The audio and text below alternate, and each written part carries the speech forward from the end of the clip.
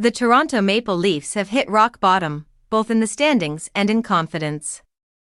A crushing loss has cemented their place at the very bottom of the Atlantic Division, a position this franchise hasn't seen in years at this point in the season.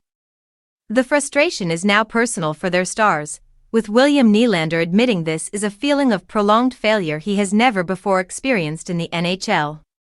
His confession underscores the core of the crisis. Nylander is mired in an 11-game goal drought, a shocking slump for a player of his caliber and salary. While he continues to collect assists, the nets remain empty for one of the team's primary offensive engines.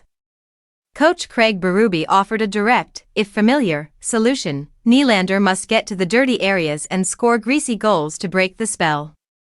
But when a player known for high-skill finesse is being told to reinvent his game mid-season, it speaks to a deeper offensive malfunction.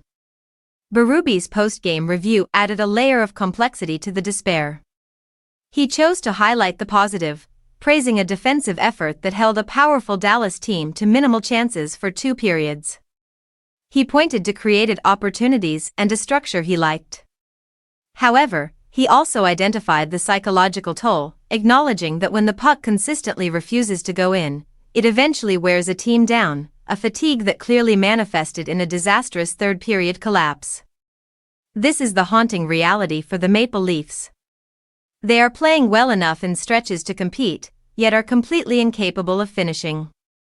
The defensive improvements are rendered meaningless by an offense that has gone silent at the worst possible time.